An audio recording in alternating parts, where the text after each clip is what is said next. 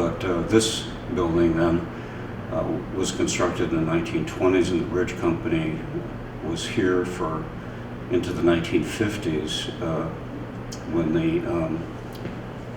when the company sold the bridge to the state of Kentucky in 1953, and then the Kentucky Department of Transportation was officed here.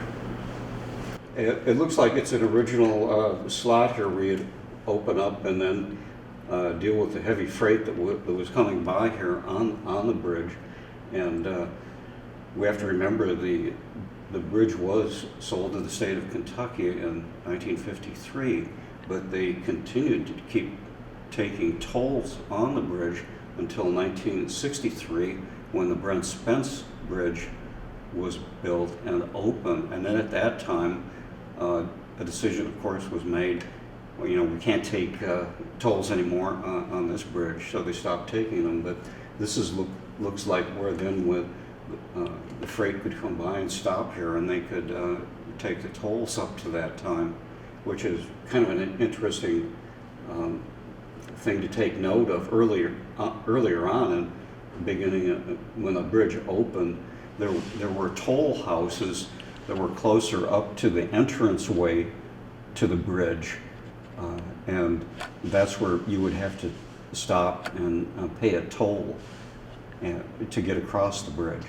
And there's a lot of interesting stories about those toll houses.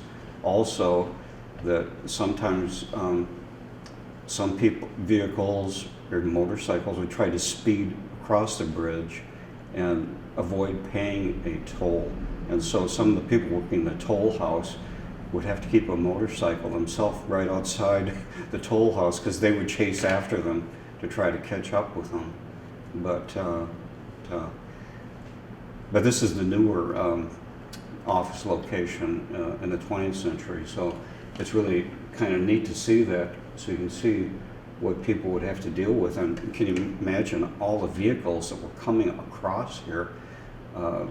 I mean, even recently, in the recent past, it's several thousand a day. So this was a major connection point, not only between Covington and Cincinnati, but between all of Kentucky going down to, Lexington and so on.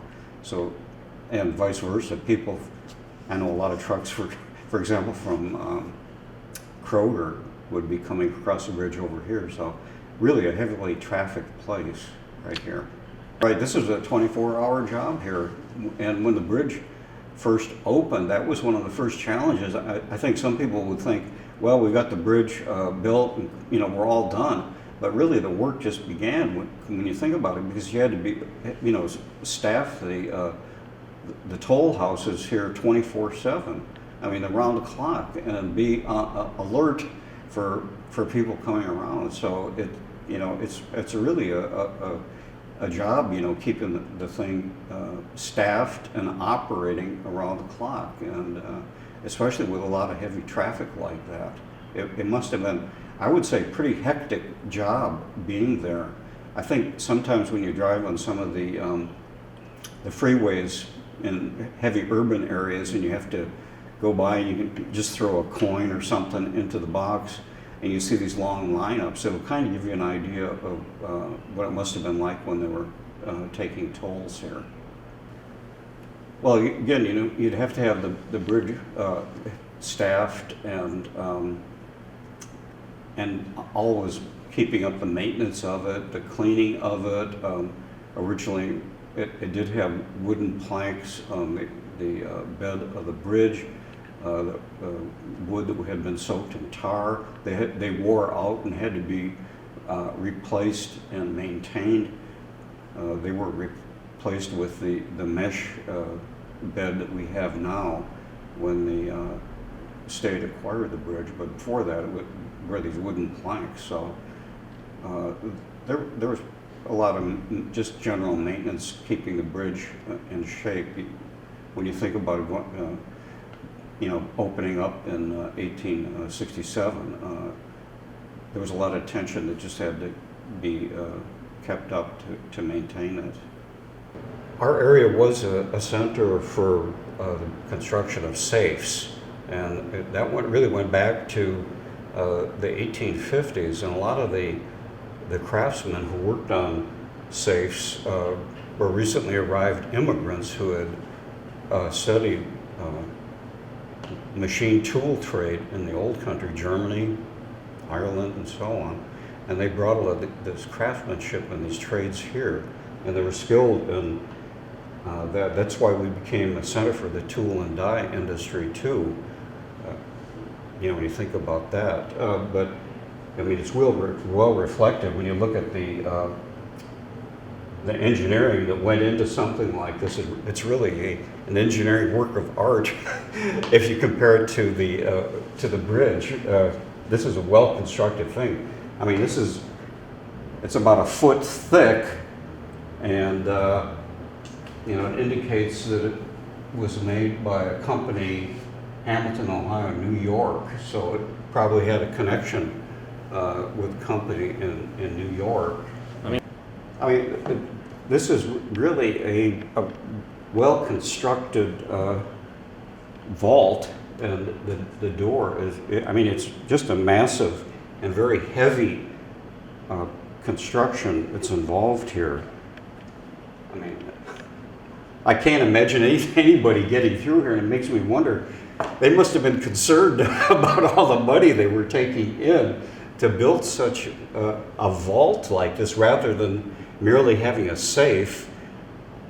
I assume maybe the safe was inside the vault, or they had some secure location in there, and the hinges on here, I mean, the whole thing, and the locks, it's just an incredible structure, and massive, very impressive. I wonder if they even had, originally, if they had security guards here. I don't know, if there were security guards on site to oversight this, or when it was open at certain times, or who had access to it. That might be interesting to look into that as well. So or a vault door like this. Well, early on in the 19th century, there weren't a heck of a lot of banks. And you think about in the old days how banks started. A lot of them started off in saloons and beer halls where they'd have a treasurer who would collect the funds. They would even keep them there, and savings and loans developed out of these informal kind of savings and loan societies that were formed. So there weren't a lot of banks originally in the area early on, and that's why I think a lot of the companies would have safes on site or vaults like this because of the need for security and having a safe location, because it relates to the whole history of banking, and that there originally weren't a lot of banks available, and this is why you had the emergence, I think, of the safe industry, and why we became a center. Two was because of the burgeoning economy, all the companies in the business and industry. Of course, we're a major hub for business and industry here by the time of the Civil War and thereafter. We're a major location here. So I think that relates to why we had why the area became a center for the safe-making industry, and why companies like this, the bridge company, felt the need to have its own vault because the heavy traffic that was coming across the bridge on a daily basis, around the clock, 24 hours a day. And I think it'd be kind of difficult to have to collect funds and then have to run over back and forth to a bank. So it just makes logical sense. You're going to have a huge vault on site to deal with a large amount infusion and cash flow on a daily basis. And it must have been incredible. And I think it'd be interesting to look at the account books for the bridge company and look at what was the daily income that was coming in. I think the records are at the Kentucky Historical Society in Frankfurt, as I recall. So it'd be kind of interesting to see what the cash flow was here on a daily basis, Uh, to what was available by the municipal authorities, by the government early on. There weren't fire departments. There were volunteer companies that were formed where people, when they heard a church bell or something like that, an alarm would be sounded, they'd all rush together and rush to the site. With regard to theft, yeah, there was a danger of thievery. Also, it is reported right here, especially on the northern end of the bridge on the Cincinnati side, that wharf area early on, especially to the right of the bridge, was considered really kind of a tough area. And people would refer to the people who would hanging around there, they would call them the wharf rats.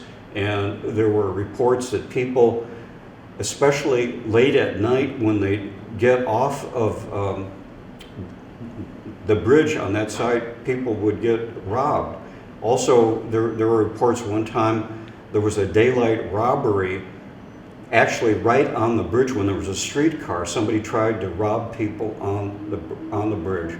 So yeah, there was a danger of thievery, and I suppose there could be a concern of theft or something of that nature might happen. Also, it's kind of interesting, there were reports in the 19th century that Frank James visited the area and visited some of the places in the Over the Rhine district. So I don't think the Jesse James gang would have tried to rob any of the bridge company offices.